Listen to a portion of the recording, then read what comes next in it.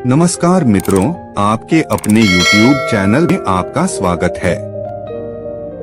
हमें अपने जीवन में जितना जरूरी है उतना ही बोलना चाहिए, यह तो सभी जानते हैं। लेकिन कम बोलने से हमें क्या फायदा होते हो और कैसे हम अपने आप को कम बोलने के लिए प्रेरित कर सकते हैं, ये कोई नहीं जानता। लेकिन आज की गौतम बुद्ध की कहानी के माध्यम से हम कम बोलने के महत्व को समझने की कोशिश करेंगे। तो वीडियो के आखिर तक बने रहिए।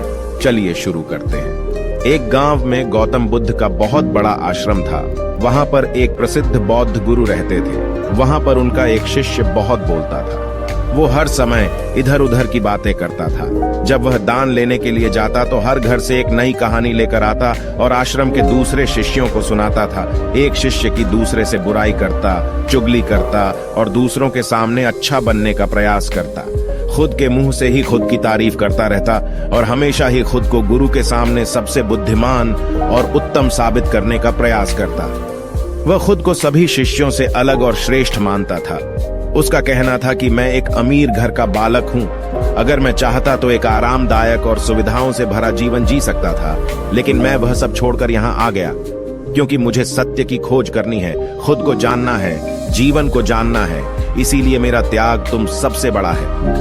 एक दिन गुरु ने आश्रम के सभी शिष्यों को बुलाकर कहा, आप सभी को अगले 1 माह के लिए कोई न कोई संकल्प लेना है। इससे आपकी संकल्प शक्ति मजबूत होगी और आप में आत्म शक्ति का संचार होगा। आप सभी अपने सामर्थ्य के अनुसार कोई सभी संकल्प ले सकते हैं और यदि 1 माह से पूर्व आप में से जिसका भी संकल्प टूट जाएगा तो वो अपनी पुरानी दिनचर्या में वापस आ जाएंगे। सभी शिष्यों ने अपनी शक्ति के अनुसार छोटे बड़े संकल्प लिए और गुरु को अपने अपने संकल्प के बारे में बताकर वहां से चले गए। लेकिन वह शिष्य जो खुद को सबसे अलग और बड़ा दिखाना चाहता था, वो सीधे गुरु की कुटिया में पहुंच गया और बोला, मैं कोई छोटा मोटा संकल्प नहीं लेना चाहता, बल्कि खुद की ही भांति एक बड़ा और महान संकल्प लेना चाहता हूं। कृपया आप ही बताएं, क्या संकल्प लेना चाहिए।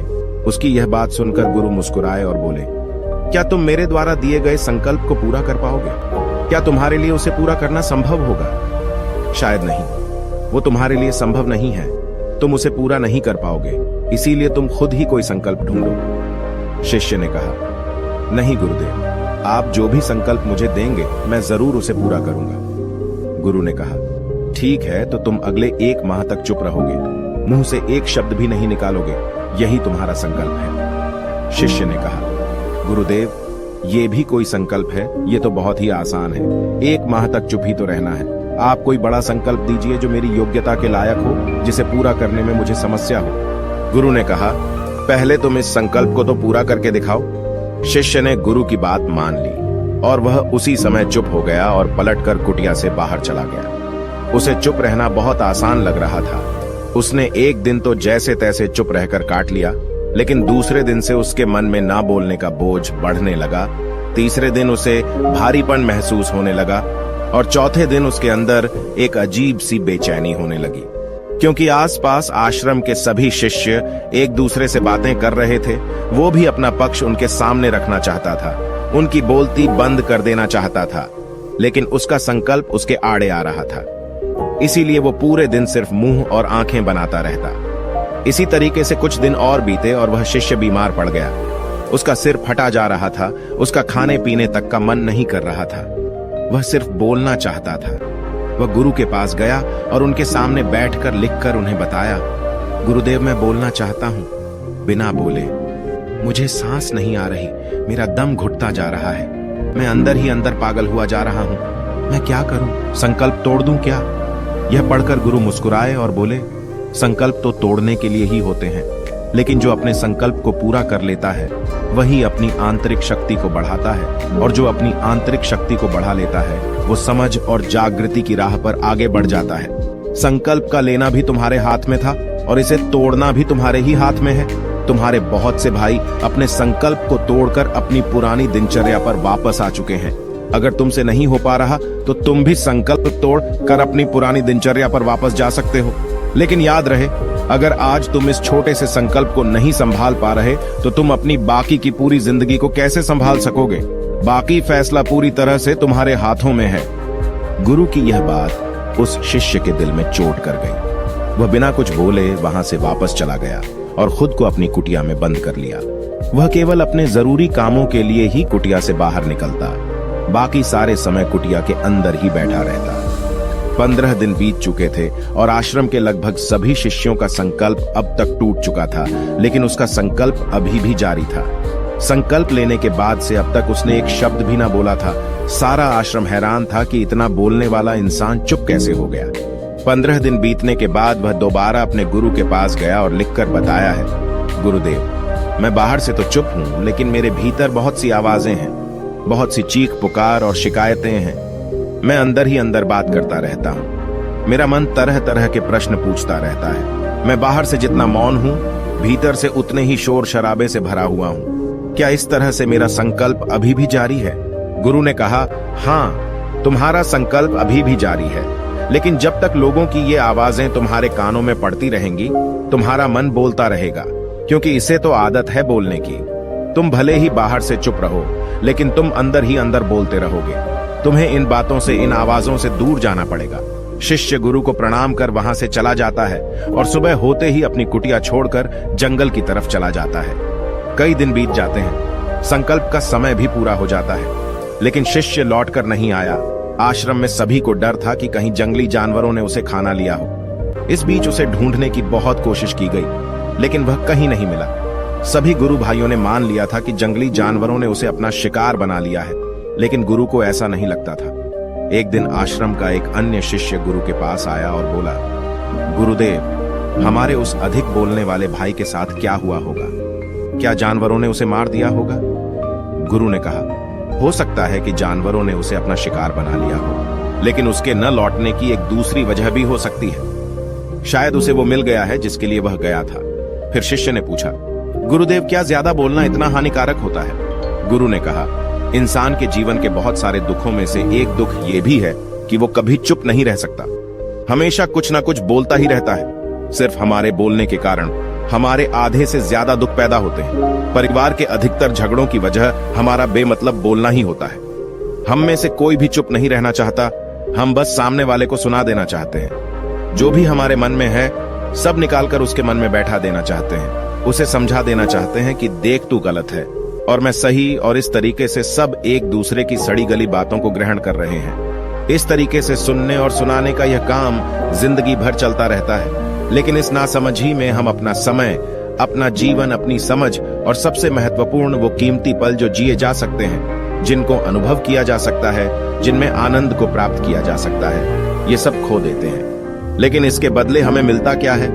कुछ नहीं, सब व्यर्थ और बर्बाद हो जाता है। इस पागलपन में हमने क्या खो दिया, इसका एहसास केवल कुछ ही लोगों को हो पाता है। बाकी लोग जैसे उन्हें अपने आने का पता नहीं, वैसे ही उन्हें अपने जाने का भी पता नहीं चल पाता। शिष्य ने कहा, तो फिर इसका समाधान क्या है? गुरु ने कहा, पूरी जागरूकता के साथ अपने विचारों को देखना यही एकमात्र तरीका है। सारी मानसिक समस्याओं का वर्तमान में रहकर चिंतन करना, पूरी जागरूकता के साथ अपना काम करना जिंदगी में चमत्कारिक बदलाव ला देता है।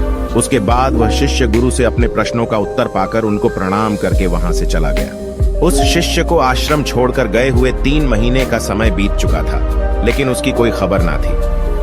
अब तक तो सभी गुरु भाइयों ने भी उसके वापस लौटने की उम्मीद छोड़ दी थी, लेकिन एक दिन वो आश्रम लौट आता है। उसे देखकर सभी के आश्चर्य और खुशी का ठिकाना न रहा, लेकिन अब वो नहीं था जो यहां से गया था।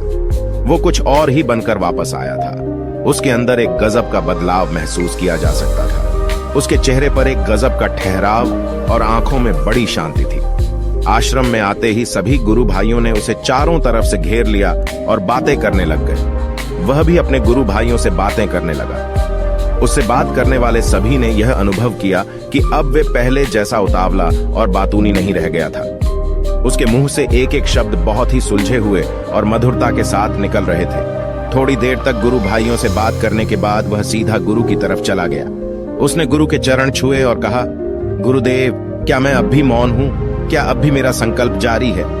गुरु ने कुछ देर तक शिष्य की आंखों में बड़े ध्यान से देखा और कहा, हाँ, तुम अब भी मौन हो। तुम्हारे मुंह से एक भी शब्द निकल नहीं रहा और तुम्हारा संकल्प अभी भी जारी है। शिष्य ने कहा, गुरुदेव, जब मैं आश्रम से गया तो मैं मुंह से तो चुप था, लेकिन मेरे अंदर बहुत सी आवाजें थीं।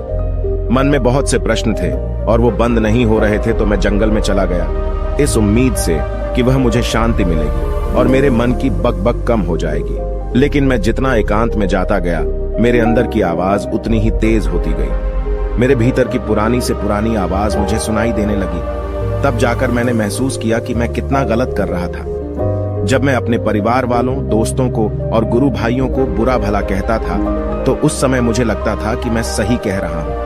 जब मैं गुरु भाइयों की एक दूसरे से चुगली करता हूँ और उनका मजाक बनाता, तब भी मुझे यही लगता था कि मैं उनसे बेहतर हूँ और मैं सही कर रहा हूँ। लेकिन उस दिन मैंने पहली बार महसूस किया कि मैं कितना गलत बोलता था। काफी दिनों तक ये आवाजें, ये शिकायतें मेरे अंदर चलती रही, लेकिन धीरे धीरे करके एक दिन ये सारी आवाजें मेरे अंदर से समाप्त हो गई। अब मैं भीतर से भी मौन हो गया। उस घने जंगल में बाहर से कोई बोलने वाला था नहीं और भीतर कोई आवाज बची ही नहीं थी, और मैं उस दिन पहली बार मौन का सही अर्थ समझा। मेरे चारों तरफ बहुत शांति थी। हालांकि अभी भी कुछ आवाजें आ रही थी जो पहले भी आती थी, लेकिन मैं उन्हें सुन नहीं पाता था। पर अब वह सभी आवाजें मुझे स्पष्ट रूप से सुनाई दे रही थी। हवा के चलने की आवाज, चिड़ियों के चहकने की आवाज और पानी के बहने की आवाज। ये सभी आवाजें मैंने पहली बार पूरे होश पूर्वक सुनी। अपने चारों तरफ इतनी शांति मैंने पहले कभी महसूस नहीं की थी। तो इस शांति को भंग करने के लिए मैंने पहली बार अपने मुंह से कोई शब्द निकाला। मैं चिल्लाया, हे ईश्वर, ये कैसी शांति है? सभी कुछ इतना शांत क्यों है? ऐसा क्या हो गया? लेकिन मेरे चिल्लाने के बाद भी वह शांति भंग नहीं हुई। सब कुछ पहले के जितना ही शांत था, बाहर भी और भीतर भी।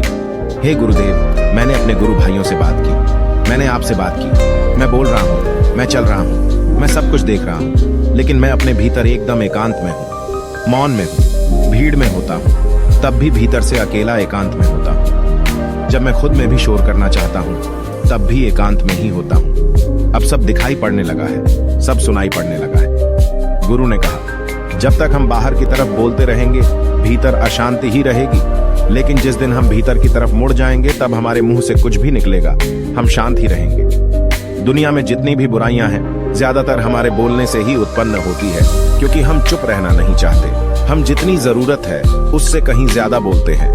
हम सामने वाले को सुनना नहीं चाहते, बल्कि उसकी बोलती बंद कर देना चाहते हैं। उसे समझा देना चाहते हैं कि मैं कौन हूँ, मैं क्या कर सकता हूँ, और यही हमारी जिंदगी का मकसद बनकर रह जाता है। हमारी सारी ऊर्जा इस व्यर्थ के बोलने में बर्बाद होती रहती है। ऐसे ही समाज में लोगों का जीवन दुखों से भर जाता है, जो हमेशा एक दूसरे को सुनाने में लगे रहते हैं। कभी एक दूसरे को सुनना नहीं चाहते, समझना नहीं चाहते, और चुप रहना तो उन्होंने कभी सीखा ही नहीं, क्योंकि चुप रहना उन्हें छोटा महसूस करवाता है। दुनिया की सभी लड़ाइयों का कारण हमारा बोलना ही है, इसलिए हमें सिर्फ उतना ही बोलना चाहिए जितना जरूरी हो, क्योंकि व्यर्थ का बोलना ऊर्जा को नष्ट करना है, और ये बोलना ही हमें कभी अपने भीतर की ओर लौटने नहीं देता, क्योंकि यह हमें बाहर की ओर खींच कर रखता है, और बाहर है ही क्या इस संसार के अलावा। लेकिन अगर अपने भीतर के संसार की ओर मुड़ना है, तो इस मुंह को बंद ही रखना चाहिए। इसीलिए जितने भी बुद्ध हुए, आत्मज्ञानी हुए, वो सभी एकांत की ओर भागे, ताकि उन्हें ज्यादा ना बोलना पड़े, ज्यादा सुनना ना पड़े। वो एकांत में रहे और शांत रहे, इसीलिए आसानी से भीतर की यात्रा कर पाए। लेकिन अगर कोई चाहे तो इस संसार में रहकर भी एकांत में रह सकता है, शांत रह सकता है, लेकिन इसके लिए उन्हें अपनी ऊर्जा बचानी होगी, जिसे वह अब तक अपने व्यर्थ के शब्दों में बर्बाद कर रहे थे। दोस्तों, इस कहानी की सीख यही है कि व्यर्थ का बोलना ऊर्जा को नष्ट करना है। ज्यादा और व्यर्थ बोलना ही हमें अपने भीतर की ओर लौटने नहीं देता, क्योंकि यह हमें बाहर की ओर झुकाए रखता है, और जिन्हें भीतर की यात्रा करनी है, उन्हें अपने मुंह को बंद ही रखना चाहिए। मुझे उम्मीद है कि आपको यह कहानी पसंद आई होगी और काफी कुछ सीखने को मिला होगा। और यदि यह प्रस्तुति आपको पसंद आई है, तो वीडियो को लाइक और चैनल को सब्सक्राइब कीजिएगा। धन्यवाद।